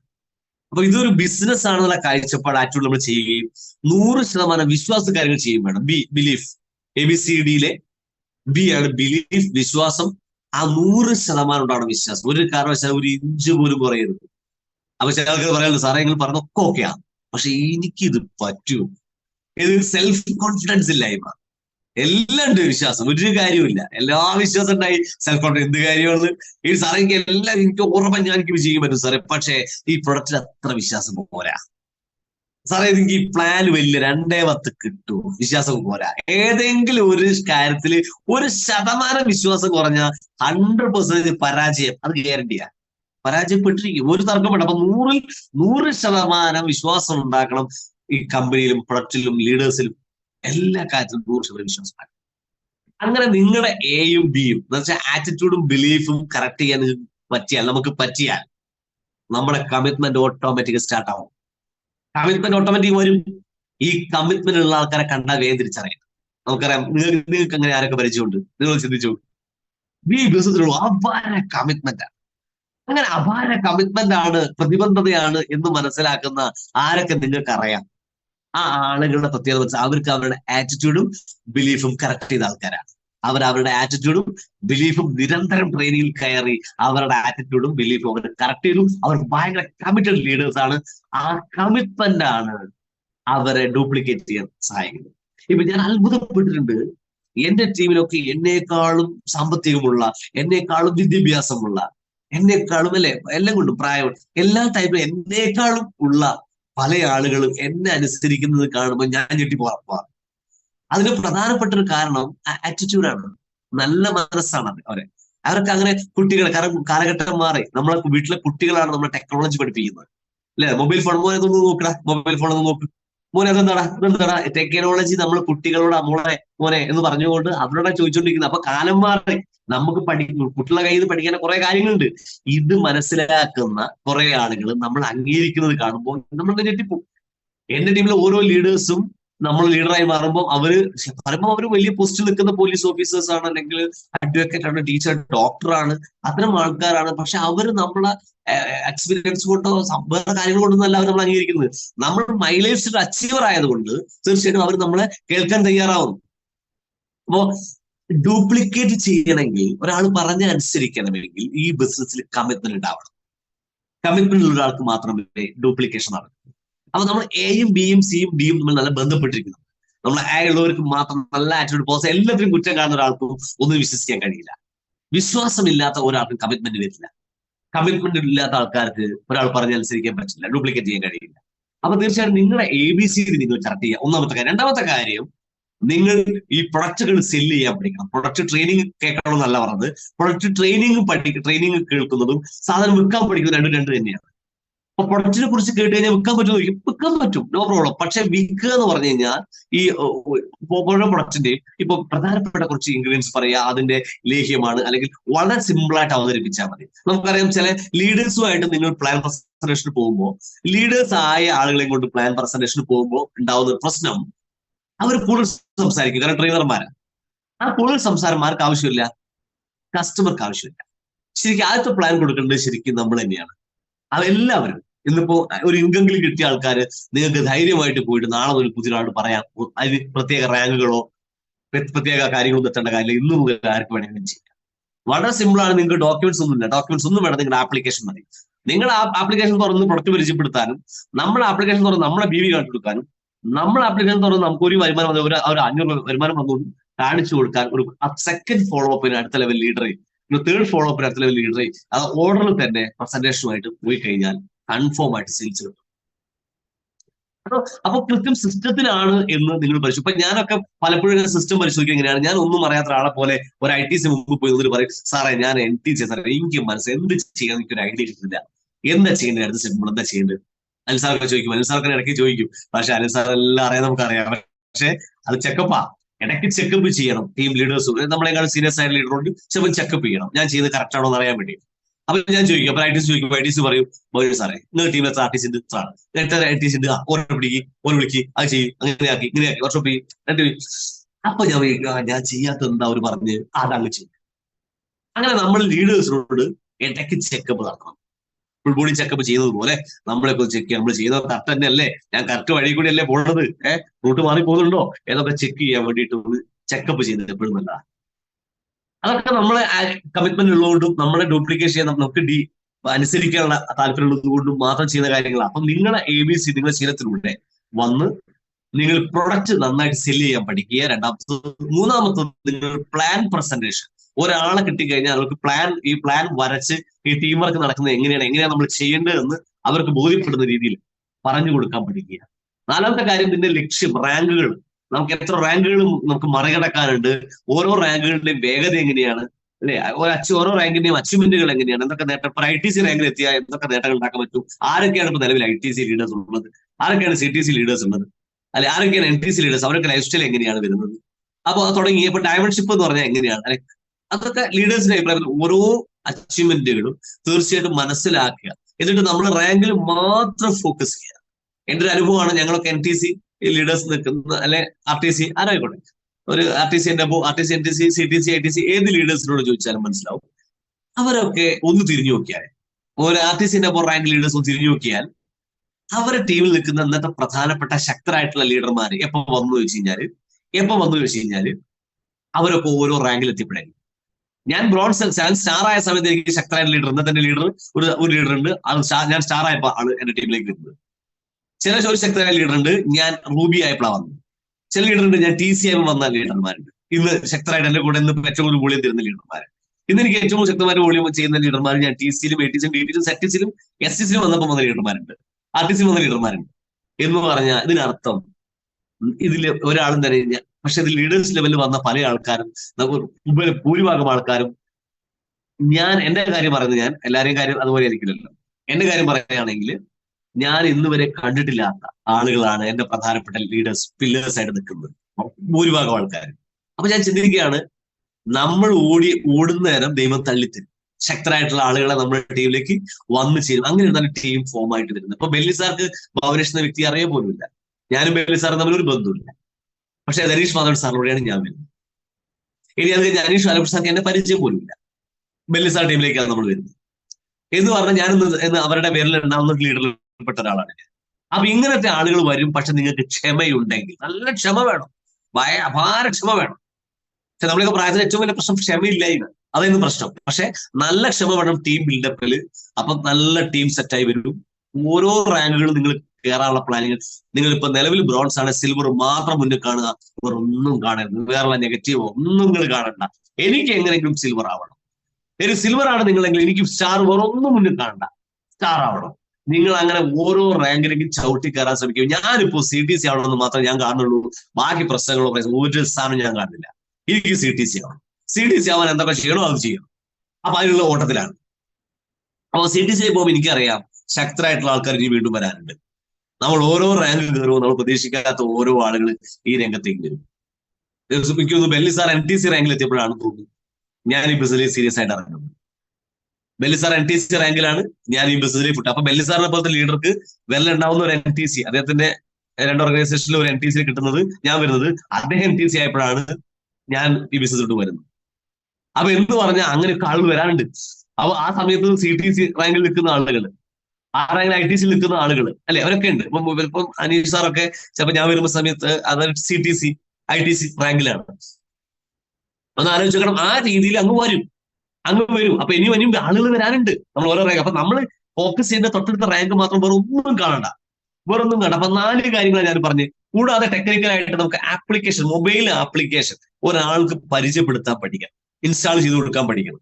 ID അടിക്കാൻ, ID ചെക്ക് ചെയ്യാൻ, മറ്റുള്ളവരുടെ ID ചെക്ക് ചെയ്യാനും, സ്വന്തമായിട്ട് ID അടിക്കാനും, മെയിൽ അയക്കാനും, ഇത്ര ബേസിക് കാര്യങ്ങൾ 5-8 കാര്യങ്ങൾ പഠിച്ചാൽ നിങ്ങൾക്ക് ഓരോ അപ്ലൈനെയും കാത്തു കണ്ട അപ്ലൈനേക്കാളും സ്പീഡിൽ പോകാൻ പറ്റും. ചിലപ്പോ സനൂപ് സാറ് സ്റ്റാറിലും റൂബിയിലും പോയ സ്പീഡിലേക്കും നിങ്ങൾക്കും അദ്ദേഹത്തിന്റെ കൂടെ പോവുകയാണെങ്കിൽ ആ സ്പീഡിലേക്ക് പോകാൻ പറ്റുള്ളൂ. നേരെ മറിച്ച് നിങ്ങൾക്ക് നിങ്ങളുടെ സ്പീഡിൽ പോകണമെങ്കിൽ നിങ്ങൾ ഈ കാര്യം പഠിച്ച് അങ്ങ് ഏറ്റെടുക്കാൻ തയ്യാറാണെങ്കിൽ ചിലപ്പോൾ അതിനേക്കാൾ സ്പീഡിൽ പോകാൻ കഴിവുണ്ടാവും. നമ്മളെക്കാളും കഴിവുള്ള ആൾക്കാരുണ്ട്. അപ്പൊ ആ സമയത്ത് നമ്മൾ അപ്ലൈ കാത്തുന്നിട്ട് കാര്യമൊന്നുമില്ല. നമ്മൾ കണ്ടില്ലേ, ചില ആൾക്കാരുടെ നല്ല സ്പീഡ് പോകുന്ന ആൾക്കാരെ കാണാറില്ലേ, ചില ലീഡർമാരുടെ സ്പീഡ് പോകുന്ന ആൾക്കാർ. ആ സ്പീഡ് പോകുന്ന ആൾക്കാർ അവരുടെ ശക്തിയിൽ വിശ്വസിച്ചതാണ്. അപ്പൊ അതേപോലെ നിങ്ങൾ നിങ്ങളുടെ ശക്തിയിൽ വിശ്വസിച്ചുകൊണ്ട്, നിങ്ങൾ ഈ ബിസിനസ്സിനെ കൊണ്ട് പഠിച്ചുകൊണ്ട്, നിങ്ങൾ സ്വന്തമായിട്ട് നമുക്ക് ചെയ്യാൻ പറ്റുന്ന കാര്യങ്ങൾ ചെയ്യുക. പ്രാക്ടീസിലൂടെ മാത്രം നേടിയെടുക്കാൻ പറ്റുന്ന കാര്യമാണ് ഇത്. അഡ്വക്കേറ്റ്, ഡോക്ടർ എന്നൊക്കെ പറയുന്നത് പോലെ തന്നെ പ്രൊഫഷനാണ് ഡയറക്ടർ എന്ന് പറഞ്ഞു കഴിഞ്ഞാൽ. കാരണം ഞാനൊരു അഡ്വക്കേറ്റ് ആണ് എന്ന് പറഞ്ഞാൽ ഞാൻ അഡ്വക്കേറ്റ് ആയിട്ട് പ്രാക്ടീസ് ചെയ്യുന്നു, ഞാൻ ഡോക്ടറായിട്ട് പ്രാക്ടീസ് ചെയ്യുന്നു പറഞ്ഞ പോലെയാണ് ഞാൻ ഡയറക്ടറായിട്ട് പ്രാക്ടീസ് ചെയ്യുന്നു. ഇത് പ്രാക്ടീസ്, അത് പഠിച്ചാൽ തീരൂല. ഡയറക്ടറിലും പഠിച്ചാൽ തീരില്ല, അത്രയ്ക്കും പഠിക്കാനുണ്ട് അല്ലെ, അത്രയ്ക്കും പോകാനുണ്ട്. അപ്പൊ നമ്മൾ നിരന്തരം പ്രാക്ടീസ്. ബേസിക് ആയിട്ടുള്ള 8 കാര്യങ്ങൾ പഠിക്കുക, രംഗത്തേക്ക് ഇറങ്ങി. ആദ്യമായിട്ട് പ്ലാൻ പറയുമ്പോൾ ബൊബൊബേക്ക് അടിക്കും, അതൊന്നും പ്രശ്നമാക്കണ്ട. പക്ഷെ ഒരു 10 പ്ലാൻ പറയുമ്പോഴേക്ക് സംഭവം ട്രാക്ക് കയറും. അതേപോലെ തന്നെ നിങ്ങൾ ഒരു 10 ഐഡിയ അടിക്കുമ്പോൾ, ഒരു ഐഡിയ അടിക്കുമ്പോൾ ചില പ്രശ്നമൊക്കെ വരും, പതുക്കെ തെറ്റിപ്പോവും, ആവുന്നുണ്ടാവില്ല. ഒരു 10 ഐഡിയ അടിക്കുമ്പോൾ സ്പീഡായി. എന്തൊരു കാര്യം ഒരു 10 ചെയ്യുമ്പോൾ റെഡി ആയില്ലേ? എന്തിനാ ടെൻഷൻ അടിക്കുന്നത്? അപ്പൊ ആദ്യത്തെ ബുദ്ധിമുട്ടൊന്നും ആലോചിച്ച് ടെൻഷൻ അടിക്കേണ്ട കാര്യം. കാരണം ഇതെല്ലാം നമ്മൾ എക്സ്പേർട്ട് ആവും. ഒരു മികച്ച ഡ്രൈവർ ഉണ്ടാവുന്നത് എങ്ങനെയാണ് അല്ലെ? നമ്മളെ ചില ഓട്ടോ ഡ്രൈവർ, അങ്ങനെ നമ്മളെ സനൂപ് സാറ് പറയുന്നത് വിചാരിക്കരുത്. എന്തായാലും ഓട്ടോ ഡ്രൈവേഴ്സ് കോഴിക്കോട് സിറ്റി കൂടെ ഓട്ടോ ഓടിക്കുന്നത് നമ്മൾ കാണാറുണ്ട്. അതുപോലെ പിക്കപ്പ് ഡ്രൈവർമാർ, അത് നിങ്ങൾ അനിൽ സാറിനെ ഉദ്ദേശിച്ച് പറയാന്ന് വിചാരിക്കരുത്. അപ്പൊ ഇത്തരം ഡ്രൈവേഴ്സ് മികച്ച ഡ്രൈവർ ആവുന്നത് എങ്ങനെയാണ്? അവർ ചെയ്ത് തന്നെ ദിവസം ചെയ്തോണ്ടിരിക്കുക അല്ലെ, ഗിയർ മാറ്റുക. ഇനി വിചാരിക്കുക എന്നും ഈ ഗിയറും ബ്രേക്ക് ക്ലച്ചും അല്ലെ ചെയ്യുന്നത്, അല്ലെ ബ്രേക്ക് ചവിട്ടുന്നത്, ഒന്ന് മാറ്റിക്കളയാ എന്ന് പറഞ്ഞ് ആക്സിഡന്റ് ചവിട്ടുവാണെങ്കിലും അല്ലെ, അത് ബ്രേക്കിൽ പറയാൻ ആക്സിഡന്റ് ചവിട്ടുമോ? ഇല്ല, ചവിട്ടൂല. അത് അവർ ചെയ്ത് തന്നെ ചെയ്യും, ഒരു ചടപ്പില്ല. ആ ചെയ്ത് തന്നെ ചെയ്യേ, പറഞ്ഞ തന്നെ പറയുക, കേട്ട് തന്നെ കേൾക്കുക, എക്സ്പേർട്ട് ആയിട്ട് മാറും. ആ കാര്യത്തിൽ നമ്മൾ എക്സ്പേർട്ട് ആയിട്ട് മാറും. അത്തരം ഒരു എക്സ്പേർട്ട്. ഇപ്പൊ ഞാനൊരു നല്ലൊരു ഡ്രൈവറാണ്. ഞാൻ കൊച്ചിയിൽ യൂബർ ടാക്സി ഓടിച്ചിട്ടുണ്ട്. കാരണം യൂബർ ടാക്സി ഓടിക്കാനുള്ള ഒരു കാരണം, ഞാൻ ഈ ബിസിനസ്സിൽ തുടങ്ങുന്ന സമയത്ത് ഞാൻ ഒരു കമ്പനിയുടെ മാനേജറായിട്ട് വർക്ക് ചെയ്തു. പക്ഷെ എനിക്ക് ആ മാനേജ് വർക്കിനിടയിൽ കൂടെ എനിക്ക് ബിസിനസ് ഡെവലപ്പ് ചെയ്യാൻ കഴിയുന്നില്ല. അപ്പൊ എനിക്ക് ആ ഒരു ഇൻകം വേണം. അപ്പൊ ഞാൻ എറണാകുളത്തെ യൂബർ ടാക്സി ഞാൻ അറ്റാച്ച് ചെയ്തിട്ടാണ് ഞാൻ റൂബി റാങ്കിലൊക്കെ ഈ ശരിക്കും റൂബി കഴിഞ്ഞ് സ്റ്റാർ റൂബി എന്ന് പറയുന്ന റാങ്കിലൊക്കെ യൂബർ ടാക്സി ഓടിച്ചുകൊണ്ടാണ് കൊച്ചിയിൽ ഞാൻ ഈ ബിസിനസ് ഡെവലപ്പ് ചെയ്യുന്നത്. അതിലൂടെ ബന്ധങ്ങൾ ഉണ്ടാക്കാവുന്ന ഉദ്ദേശത്തിലായിരുന്നു ചെയ്തത്. പക്ഷെ അതെനിക്ക് ഒരുപാട് ഗുണമായി. ടീം കുറെ ഡെവലപ്പ് ചെയ്യാൻ സാധിച്ചു. കുറെ ബിസിനസ് കുറെ പുതിയ പുതിയ ആളുകൾ പരിചയപ്പെടാൻ പറ്റി. ഒരുപാട് ഗുണം അതുകൊണ്ട് ഉണ്ടായിട്ടുണ്ട്. അപ്പൊ അങ്ങനെ നമ്മൾ ഒരു എക്സ്പേർട്ട്, കാരണം അവിടെയൊക്കെ ടാക്സി ഓടിക്കുക എന്ന് പറഞ്ഞാൽ കുറച്ച് ബുദ്ധിമുട്ടാണ് കൊച്ചിയിൽ, പക്ഷെ അതൊക്കെ എക്സ്പേർട്ട് ഡ്രൈവറായിട്ട് മാറാൻ ശരിക്കും നമുക്ക് സഹായിച്ചു. അപ്പൊ ചെയ്ത് തന്നെ ചെയ്തിട്ട്, അപ്പൊ നമ്മൾ എന്തൊരു കാര്യം ചെയ്ത് തന്നെ ചെയ്യുകയും പറഞ്ഞു തന്നെ പറയുകയും കേൾക്കുകയും ചെയ്യുകയാണെങ്കിൽ തീർച്ചയായിട്ടും നമുക്ക് എക്സ്പെർട്ട് ആയിട്ട് മൈലേജ് സ്റ്റൈലിൽ മാറാൻ പറ്റും. അപ്പൊ അതുകൊണ്ട് എല്ലാവരും ഇന്ന് മുതലേ പ്രാക്ടീസ് സ്റ്റാർട്ട് ചെയ്യുക. എല്ലാവരും അങ്ങ് ഇറങ്ങി തന്നെ, ഒന്നും നോക്കേണ്ട കാര്യമില്ല. നമ്മൾ നമ്മുടെ കാര്യം പോയി പറയുക, അത്രേ ഉള്ളൂ. നേരെ പോവുക, നമ്മളെ പുതിയ ഡിസ്ട്രിബ്യൂട്ടേഴ്സിനെ പോയി കാണുക, പോയി കണ്ട് നിങ്ങൾക്ക് പറ്റുന്നത് പോലെ നിങ്ങൾക്ക് പറഞ്ഞ് മനസ്സിലാക്കി കൊടുക്കുക. ഇനി നമ്മളെ മൈലേജിന്റെ ഏറ്റവും വലിയ പ്രത്യേകത, എവിടെ പോയാലും ഒരു പ്രൊഡക്റ്റിലും കൊടുത്തു പോരാ. നമ്മുടെ കയ്യിൽ പ്രൊഡക്റ്റും ഉണ്ട്, നിങ്ങൾ പോകുമ്പോൾ പ്രൊഡക്റ്റിലേക്കാണ് പോകണതെങ്കിൽ ഒരു സ്ഥലത്ത് പോയി ഒരാളും നോ പറയും. മാർക്കറ്റിംഗ് തിയറി പറയുന്നത് 10ൽ 2 എന്നാണ്. 10 പേരോട് വേണോ എന്ന് വെച്ചാൽ 8 നോയും 2 യെസ് ആക്കുക. പക്ഷെ മൈലേജ് 10 പറഞ്ഞാൽ 10 ക്ലോസ് ചെയ്യാൻ പറ്റും. എങ്ങനെയൊക്കെ ക്ലോസ് എന്ന് പറഞ്ഞാൽ പല രീതിയിലാണ്. ചിലപ്പോൾ ഇന്ന് നിങ്ങൾ പോയി സംസാരിച്ച ആള് നോ പറഞ്ഞ ആളാണെങ്കിൽ അയാളെ ഐ ഡി വേണമെങ്കിൽ ഫ്രീ ആയിട്ട് അടിക്കാൻ പറ്റും. പൈസ ചെലവൊന്നുമില്ലല്ലോ. ആ ഫ്രീ ആയിട്ട് ഐ ഡി അടിച്ചാൽ ചിലപ്പോൾ നാളെ വന്നേക്കാം. നിങ്ങൾ ഇതിനെ പേടിക്കുന്നത്. ചിലപ്പോൾ നമ്മൾ പോയിട്ട് ഒന്നും നോ പറഞ്ഞ ഒരാൾ ചിലപ്പോൾ നമ്മളോട് ഒരു നോപ്പെങ്കിലും വാങ്ങും. പോരെ, അതുവരെ പോയ പെട്രോൾ കട കിട്ടിയില്ലേ എന്ന് പറഞ്ഞ ഏതെങ്കിലും തരത്തിൽ അത് ക്ലോസ് ചെയ്യാൻ പറ്റും. അത് ചെറുതോ വലുതോ പ്രശ്നമൊന്നുമില്ല, എങ്ങനെ നിങ്ങൾ ക്ലോസ് ചെയ്യാൻ പറ്റും. പക്ഷെ നമ്മൾ പോയാൽ അത് ക്ലോസ് ചെയ്തേ പോരാവുള്ളൂ. നിങ്ങൾ വർക്കിന് കയറിയിട്ടുണ്ടെങ്കിൽ വെറുതെ കഥയും പറഞ്ഞ് പോലും ചെയ്യരുത്. നിങ്ങൾ വർക്കിന് കയറിയിട്ടുണ്ടെങ്കിൽ അതിൽ എന്തെങ്കിലും ഒന്നുകിൽ ഡീറ്റെയിൽസ് വാങ്ങണം, അല്ലെങ്കിൽ ഒരു പ്രൊഡക്റ്റിനും കൊടുക്കണം, അല്ലെങ്കിൽ ഒരു 1000 സാധനങ്ങളും കിറ്റ് പോലെ കൊടുക്കണം. അതല്ലെങ്കിൽ 5000 ക്ലോസ് ചെയ്യണം, അല്ലെങ്കിൽ ട്രൈപോഡ് 15000 ക്ലോസ് ചെയ്യണം, അല്ലെങ്കിൽ 25 ക്ലോസ് ചെയ്യണം, 35 ക്ലോസ് ചെയ്യണം. ആ ക്ലോസിംഗ് മെത്തേഡ് കൂടി ലീഡേഴ്സ് പഠിപ്പിച്ചിരുന്നു. എങ്ങനെയാണ് ഒരാളെ 25 ക്ലോസ് ചെയ്യുക, എങ്ങനെയാണ് 35 എന്ന് പറയണ 35 ക്ലോസ് ചെയ്യുക, എന്ന് പറഞ്ഞാൽ 50,000 ക്ലോസ് ചെയ്യുക. അങ്ങനെ ഞാനൊക്കെ 5 ലക്ഷം വരെ ക്ലോസ് ചെയ്തിട്ടുണ്ട് ഒരാളോട്. ഒരു വ്യക്തിയോട് 5 ലക്ഷം രൂപ വരെ ഞാൻ ക്ലോസ് ചെയ്തിട്ടുണ്ട്. പൈസ ഞാൻ വാങ്ങിച്ചിട്ടുണ്ട്. പക്ഷെ അങ്ങനെ ചെയ്യരുത് കേട്ടോ. ഞാനത് പറഞ്ഞതേ ഉള്ളൂ. അങ്ങനെ ചെയ്യുന്ന കാര്യമൊന്നുമില്ല. അതൊക്കെ അറിവില്ലാത്തതുകൊണ്ട് ചെയ്തു പോയതാണ്. അപ്പൊ പിന്നെ നമ്മൾ ചെയ്തിട്ടില്ല. ഓക്കെ, അപ്പൊ അത്തരം കാര്യങ്ങളൊന്നും വേണ്ട. അപ്പൊ എന്തായാലും ഈ തരത്തിൽ നമുക്ക് ക്ലോസ് ചെയ്യാൻ പറ്റിയിട്ടുണ്ട്. അപ്പൊ ഞാൻ പറഞ്ഞത്, അങ്ങനെ നമുക്ക് ലീഡേഴ്സ് പറയുന്ന, നമുക്ക് പെർമിഷനുള്ള സ്റ്റോക്ക് മാത്രം ഒരാളെ കൊണ്ട് ക്ലോസ് ചെയ്യിപ്പിക്കുക. അങ്ങനെ കൃത്യമായിട്ട് ഈ ബിസിനസ് എല്ലാവരും കൃത്യം ട്രാക്കിലൂടെ കാര്യങ്ങൾ കൊണ്ടുപോവുക. വളരെ പെട്ടെന്ന് നമുക്ക് എല്ലാവർക്കും വളരാൻ പറ്റും. അപ്പൊ ഉറച്ച തീരുമാനമായിട്ട് എന്റെ സമയം ഏകദേശം കഴിഞ്ഞിട്ടുണ്ടാവണം. അല്ലേ സാറേ? കഴിഞ്ഞല്ലോ അല്ലെ? കഴിഞ്ഞു എന്ന് പറഞ്ഞാൽ തമ്പിട്ടാ മതി. കഴിഞ്ഞല്ലോ. അപ്പം യെസ്. അപ്പം എന്താ വെച്ചാല് എല്ലാവരും ഒരു ഉറച്ച തീരുമാനം എടുത്തുകൊണ്ട് ശക്തമായിട്ട് ഏറ്റെടുത്ത് പോവുക. കാരണം നിങ്ങളുടെ അപ്ലൈനേക്കാൾ സ്പീഡിൽ നിങ്ങൾക്ക് പോകാൻ കഴിയണം. അല്ലെ? എല്ലാവരും കേൾക്കാൻ വേണ്ടി പറയണം, നിങ്ങൾക്ക് അപ്ലൈൻസിനേക്കാൾ വേഗത്തിൽ പോകാൻ കഴിയണം. അതിന് നിങ്ങളുടെ ബിസിനസ് ആയിട്ട് എന്ത് മാറ്റുന്നോ അപ്ലൈ ഇത് വേഗത കയറി ഇത് കൊണ്ടുപോകാൻ പറ്റുള്ളൂ. അങ്ങനെ എല്ലാവർക്കും, നമ്മളെ എന്നെക്കാളും ഒക്കെ വേഗത്തിൽ നിങ്ങൾക്ക് പോകാൻ സാധിക്കട്ടെ. കാരണം ഓരോരുത്തർക്കും ഓരോ ബന്ധങ്ങളും, അറിവുകളും, കഴിവുകളും, ആറ്റിറ്റ്യൂഡുകളും ഒക്കെയാണ്. അതുകൊണ്ട് സ്പീഡ് പോകാൻ പറ്റും. അപ്പൊ ഈ പോണ വഴിയിൽ ഞങ്ങളൊക്കെ ഉണ്ടാവും. ബൈ ബൈ പറയാനൊക്കെ നമ്മളൊക്കെ ഉണ്ടാവും. എല്ലായിടത്തും അടുത്തൊക്കെ നമ്മളൊക്കെ ഉണ്ടാവും. ഇപ്പൊ ഞാൻ സാറൊക്കെ ഒരേ സ്റ്റേജിൽ കയറി, സാർ ഇപ്പൊ നാളെ CTC സാറേ ഇപ്പൊ വേഗത്ത് പോവുക. അപ്പൊ എന്തും സംഭവിക്കാം. കാരണം ബന്ധങ്ങളും അതിനനുസരിച്ച് പോകും. പക്ഷെ എന്തായാലും നമ്മൾ അങ്ങനെ ഒന്നും ചിന്തിക്കേണ്ട കാര്യമില്ല. നമ്മളെ ഇന്നത്തെ സെയിൽസിനോടും, കഴിഞ്ഞ ആഴ്ച സെയിൽസിനോടും, കഴിഞ്ഞ മാസ സെയിൽസിനോടും മത്സരിക്കുക. അത് നല്ല പ്ലാനിങ്ങും നല്ല ഫോളോ അപ്പ് ലീഡർ ആവാൻ നമ്മൾ മാക്സിമം ശ്രമിക്കുക. നമ്മുടെ സ്പീഡിൽ നമ്മുടെ ബിസിനസ് കൊണ്ടുപോവുക. അതിന് വേറെ ഒരു പ്രയാസം ആരോടും കാണിക്കാതെ നല്ലൊരു ആറ്റിറ്റ്യൂഡ് കൂടി എല്ലാവരും പോവട്ടെ, വളരട്ടെ. ഓക്കെ, അപ്പൊ എല്ലാവരും നല്ല പെർഫോമൻസ് ബോണസ് ഒക്കെ നേടി പെർഫോമറായിട്ട് എല്ലാവർക്കും എല്ലാ മാസവും പെർഫോം ചെയ്യാൻ സാധിക്കട്ടെ എന്ന് ആത്മാർത്ഥമായിട്ട് പ്രാർത്ഥിച്ചുകൊണ്ട് നിർത്തുന്നു. Wish you all the best. ജയ് Maharashtra. Thank you very much.